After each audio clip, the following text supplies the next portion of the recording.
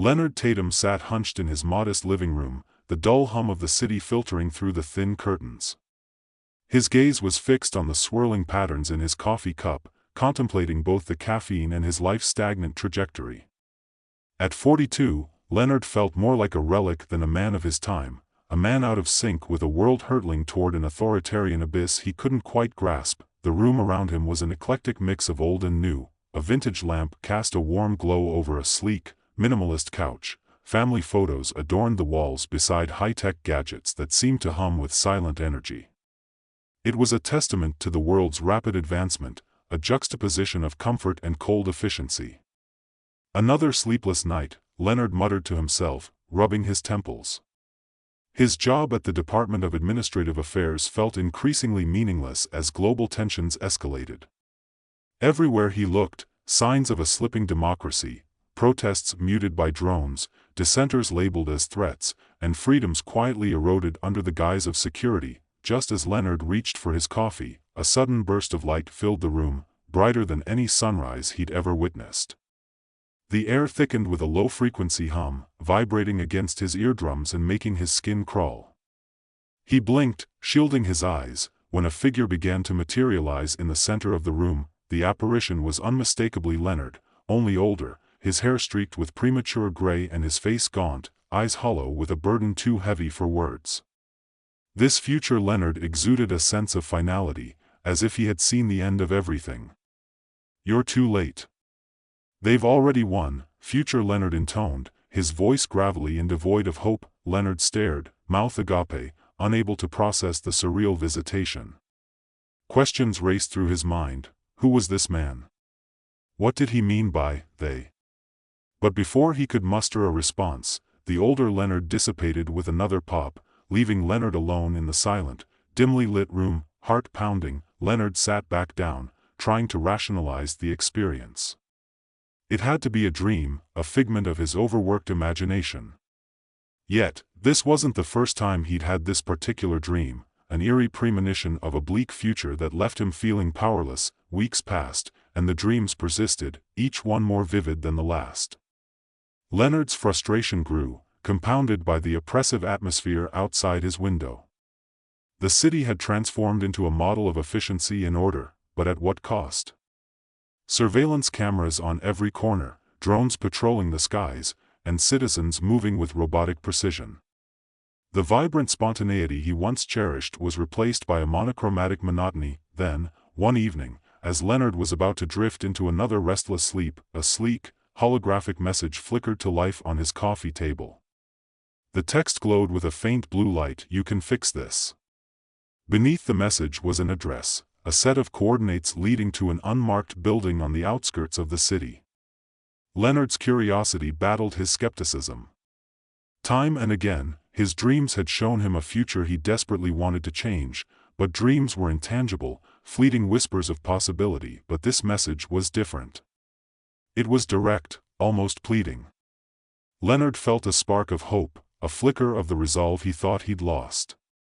Maybe this was his chance to make a difference, to alter the course that led to the oppressive regime he so deeply feared. The next morning, under the guise of a typical workday, Leonard made his way to the coordinates. The building was nondescript, hidden among industrial warehouses and abandoned storefronts.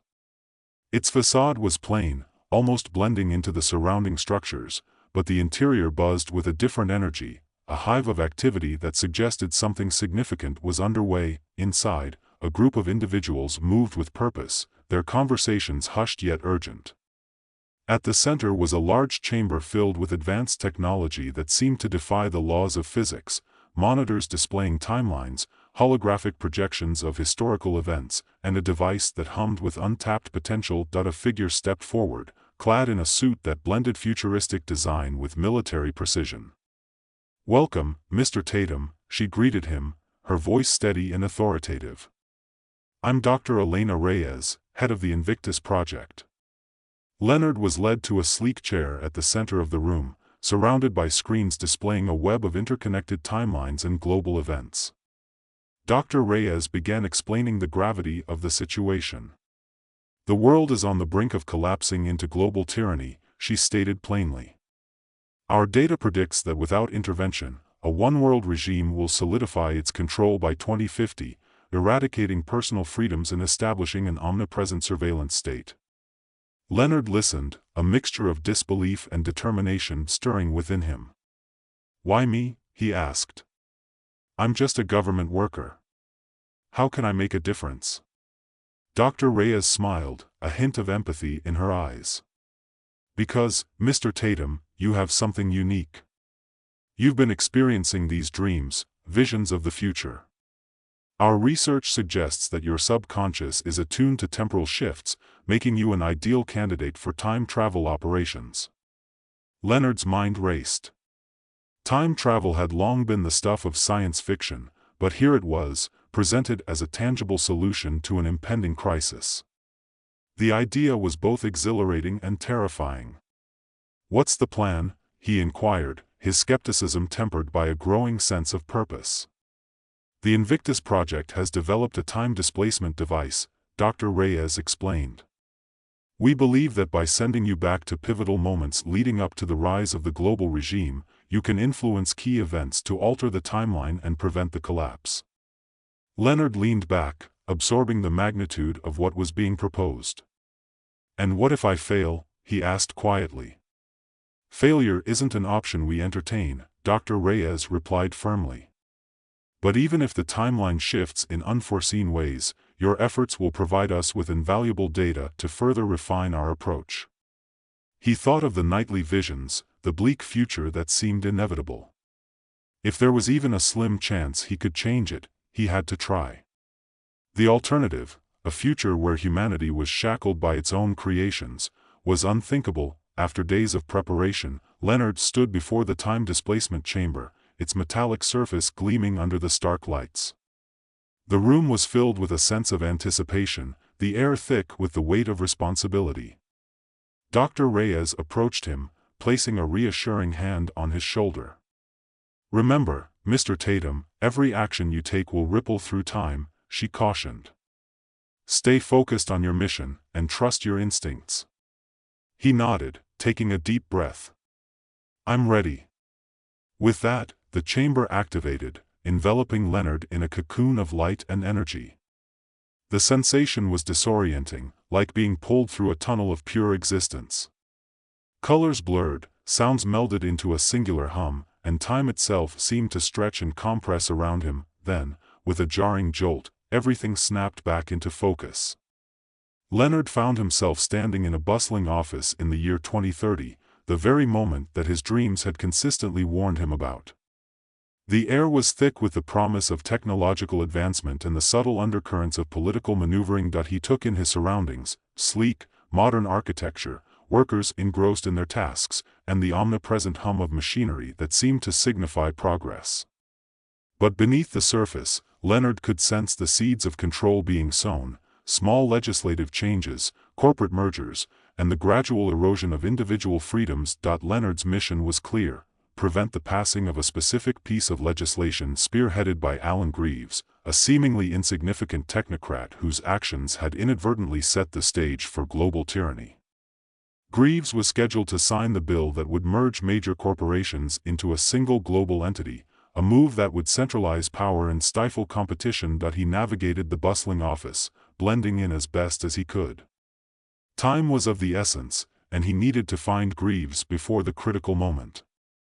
His heart pounded with a mix of anxiety and determination as he made his way to the legislative building where Greaves worked. Inside, the atmosphere was electric with debate and negotiation.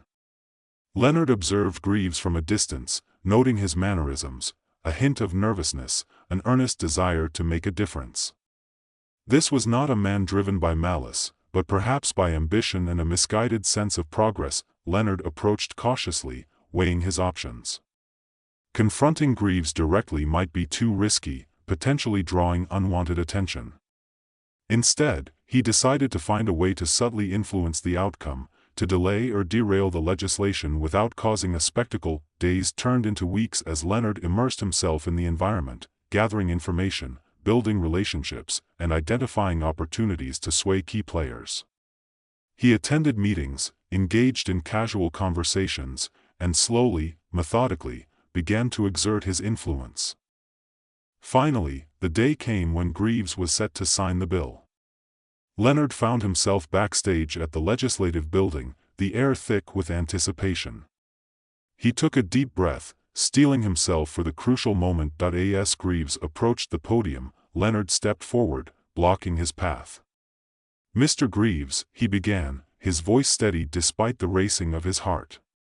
"I need to speak with you urgently." Greaves looked surprised but nodded, gesturing for Leonard to follow him to a private office. "What's this about?" he asked, genuine concern etched on his face. Leonard wasted no time. "It's about the legislation you're about to sign. I've seen the future, and I believe this bill will lead us down a path of tyranny and oppression. You have the power to change that." Greaves frowned, skepticism evident in his eyes. "Are you saying that this bill will cause a global collapse?" "Yes," Leonard replied earnestly. "I've traveled from the future to prevent this from happening. Please, reconsider." Greaves studied Leonard, searching for any sign of deception. After a tense moment, he sighed. "If what you're saying is true, then we need to find another way to achieve progress without sacrificing our freedoms." Together, they brainstormed alternatives, drafting amendments that would promote technological advancement and economic growth without centralizing power. It was a delicate balance, but by the end of the day, Greaves had made significant changes to the original bill. Feeling a sense of accomplishment, Leonard watched as Greaves signed the revised legislation, a plan that promised a more decentralized and democratic approach to global governance. He allowed himself a small smile, believing that he had successfully altered the timeline. With the mission accomplished, Leonard activated the time displacement device, feeling the familiar surge of energy as he was pulled back to his original time. But as the world around him snapped back into focus, Leonard's elation quickly turned to horror. The cityscape had transformed into something far more sinister than before. Towering skyscrapers adorned with corporate logos dominated the skyline, drones hovered ominously in the sky, and the air was thick with a palpable sense of control and surveillance. Confused, Leonard looked around, noticing the lack of personal freedoms even more oppressive than his original timeline. The subtle changes he'd implemented had unintended consequences, an even tighter grip on society, with corporations wielding unchecked power and individual data meticulously tracked and controlled. Panic set in as he realized that his intervention hadn't prevented tyranny but had instead accelerated its onset in a more insidious form. The world he returned to was worse, the illusion of choice now more sophisticated, and freedom even more tightly controlled. Desperate to understand what had gone wrong, Leonard sought out the Invictus Project headquarters, only to find it transformed into a fortified corporate complex. Surveillance cameras monitored every move, and guards patrolled the perimeter with unwavering vigilance. Inside, Leonard was met by Dr. Reyes, whose expression mirrored his own sense of despair. "Mr. Tatum," she greeted him, her voice devoid of hope. "We received your update. It seems the changes you've made have resulted in a supercorporate oligarchy taking over global governance." Leonard felt his stomach churn. "What do we do now?" Dr. Reyes sighed, her shoulders slumping. "We need to try again. But this time, we must delve deeper into the root causes of the collapse." Determined not to give up, Leonard prepared for another journey through time, hoping to uncover the underlying factors that perpetuated global tyranny.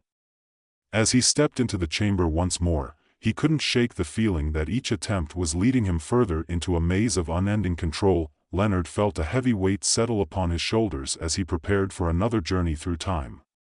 The failure of his first attempt gnawed at his confidence, but Dr. Reyes's unwavering determination reignited his resolve. He couldn't let the world slip further into tyranny, not when he might hold the key to its salvation. Inside the fortified Invictus Project headquarters, Leonard met with Dr. Reyes and the remaining members of the team. The atmosphere was tense, charged with the urgency of their mission. Screens around the room flickered with data, mapping out the intricate web of events that led to the global oligarchy. It was clear that their previous intervention had only scratched the surface, revealing deeper layers of control and manipulation. "We need to identify the fundamental flaws in human nature that allow tyranny to take root," Dr. Reyes explained, her eyes scanning the data. Our initial approach targeted specific individuals, but it's evident that the real issue lies within us, our greed, our fear, our insatiable desire for control. Leonard nodded, understanding the complexity of their predicament. If the problem is ingrained in human nature, how do we go about changing it without causing further disruptions? Dr. Reyes sighed, rubbing her temples in frustration. That's the million-dollar question. We need to approach this from a different angle, perhaps by fostering societal changes that address these fundamental flaws before they can be exploited by those seeking power. The team delved into hours of brainstorming, analyzing historical patterns, and predicting future behaviors. It became apparent that any attempt to engineer societal change from the outside was fraught with risks. The delicate balance between influencing events and preserving free will was harder to maintain than they had anticipated. After much deliberation, they devised a new plan, one that focused not on stopping specific individuals but on empowering communities to resist authoritarianism from within. This approach aimed to nurture critical thinking, promote transparency, and encourage grassroots movements that could organically counteract the rise of tyranny. Leonard was tasked with traveling back to 2025, a pivotal year when technological advancements and political decisions began to converge in ways that would eventually lead to the global regime. His mission was to subtly influence key moments that could steer society toward a more resilient and democratic future. As he stood once more before the time displacement chamber, Leonard felt a mixture of hope and apprehension. This mission felt fundamentally different from his previous attempts. It was less about confrontation and more about cultivation. The responsibility was immense, but so was the potential for positive change. With a deep breath, he activated the device, enveloping himself in the familiar cascade of light and energy. The sensation was both exhilarating and disorienting, a reminder of the thin veil that separated past from future. Moments later, he found himself in a bustling urban environment, the cityscape of 2025 teeming with life and promise. Leonard's first task was to identify the technological trends that would shape the coming years. He immersed himself in the local tech scene, attending conferences, networking with innovators, and understanding the trajectory of emerging technologies. It was clear that advancements in artificial intelligence, genetic engineering, and data analytics were accelerating at an unprecedented rate. One evening, Leonard attended a panel discussion on the ethical implications of AI. The speakers debated the balance between innovation and regulation, the potential for misuse, and the importance of maintaining human oversight. Leonard saw this as an opportunity to subtly influence the conversation, advocating for policies that emphasize transparency and ethical standards. After the panel, he approached one of the keynote speakers, Dr. Maya Chen, a leading AI researcher and known for her progressive views. Dr. Chen, your insights today were compelling, Leonard began, engaging her in conversation. I'm particularly interested in how we can ensure that AI development remains aligned with human values and societal well-being. Dr. Chen smiled, appreciating the genuine interest. It's a delicate balance, isn't it? We have incredible potential to enhance lives, but without proper safeguards, the same technologies could be weaponized or used to infringe on privacy and freedom. Leonard nodded thoughtfully. Absolutely. Perhaps we need more interdisciplinary collaboration, bringing ethicists, sociologists, and community leaders into the conversation early on. That way, we can anticipate and mitigate potential risks before they become systemic issues. Their discussion flowed naturally, with Leonard subtly steering the focus toward the importance of ethical frameworks and community involvement in technological advancements. Over time, he built a rapport with Dr. Chen and other key figures, fostering a network of like-minded individuals committed to responsible innovation. In addition to influencing technological discourse, Leonard recognized the need to address the political landscape. He became involved in local grassroots movements that advocated for transparency in government, anti-corruption measures, and increased civic engagement. By empowering communities to demand accountability and participate actively in governance, he aimed to create a foundation that could resist the allure of authoritarianism. Months passed, and Leonard's efforts began to bear fruit. He saw small but significant shifts in public sentiment, a growing awareness of the importance of ethical considerations in both technology and politics. The seeds of change he had planted started to take root, offering a glimmer of hope that the cycle of tyranny could be broken. However, Leonard remained vigilant. He knew that the battle against authoritarianism was far from over, and that his actions could have unforeseen consequences. Balancing intervention with non-interference was a constant challenge, requiring him to navigate the delicate interplay between guiding and influencing without overstepping. One evening, as Leonard reflected on his progress, he received another vision, a premonition of a future that still harbored the shadows of tyranny, albeit less overt than before. This glimpse reinforced his understanding that while his efforts were making a difference, the fundamental flaws within human nature remained a persistent threat. Determined to push forward, Leonard sought out further opportunities to foster resilience within communities. He collaborated with educators to integrate critical thinking and ethical reasoning into curricula, believing that empowering the next generation with these skills was crucial for long-term societal health.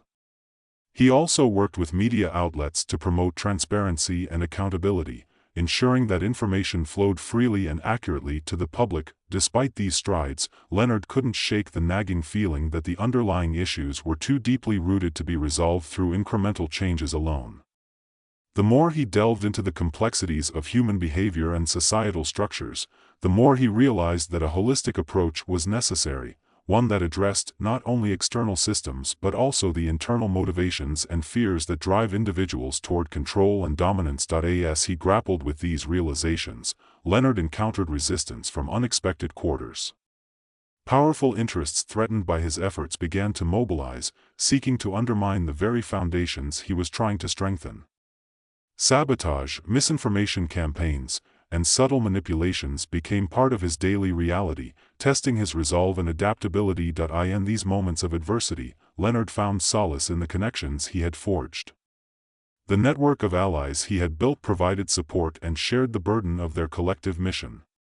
Together, they navigated the challenges, adapting their strategies and reinforcing their commitment to creating a more equitable and free society. One pivotal moment came when a major technological breakthrough was announced, a new form of AI designed to optimize global governance systems. While the intention was to enhance efficiency and decision-making, Leonard recognized the potential for misuse and the centralization of power it could facilitate.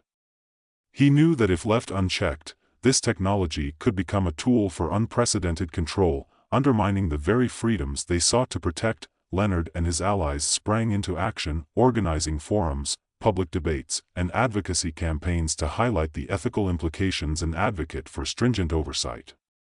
They emphasized the importance of keeping humanity at the center of technological advancements, ensuring that such tools remain servants to the people rather than instruments of oppression. Their efforts culminated in a landmark legislative session where stringent regulations were proposed to govern the development and deployment of AI technologies. The debates were fierce, with powerful interests on both sides vying for influence. Leonard took to the podium, delivering a passionate plea for transparency, accountability, and the preservation of human autonomy in the face of rapid technological change. His words resonated with many, swaying public opinion and garnering support from unexpected allies. The legislation passed with overwhelming support, establishing robust frameworks to prevent the misuse of AI and ensuring that technological progress did not come at the expense of personal freedoms. As Leonard returned to his original timeline, he felt a cautious optimism. The world around him had shifted, reflecting the changes he had championed.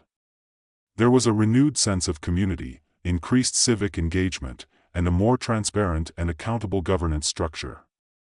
While challenges remained, the foundations for a more resilient and democratic society were being laid. However, Leonard couldn't ignore the persistent undercurrents of human flaws that had driven previous timelines toward tyranny.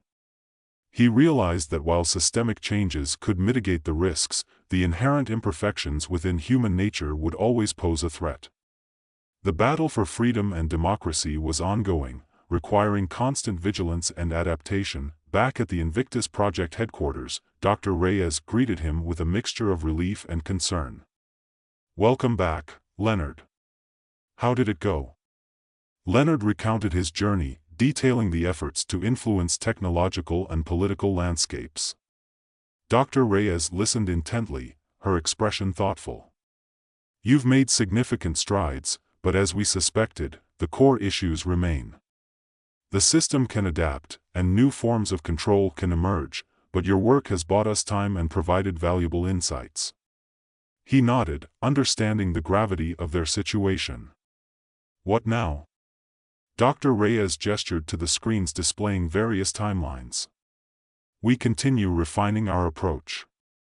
Each intervention teaches us more about the complexities of time and human behavior. We need to stay ahead, anticipate shifts, and empower individuals and communities to resist authoritarianism from within." Leonard felt a renewed sense of purpose. The journey was far from over, but each success, no matter how small, was a step toward a better future. He knew that the path ahead would be fraught with challenges, but the collective effort of dedicated individuals could make a meaningful difference. As he prepared for his next mission, Leonard reflected on the lessons he had learned. Change required patience, collaboration, and a deep understanding of the human psyche. It wasn't enough to address surface-level issues. True transformation demanded a holistic approach that acknowledged and addressed the inherent flaws within humanity. Stepping into the time displacement chamber once more, Leonard felt the familiar surge of energy enveloping him. This time, he was more prepared, more attuned to the intricate dance of influence and intervention. The future was uncertain, but with each mission, he grew more confident in their ability to shape a world that valued freedom, transparency, and human dignity. As the chamber activated, Leonard braced himself for the next phase of his mission, aware that the journey was a continuous loop of effort and adaptation.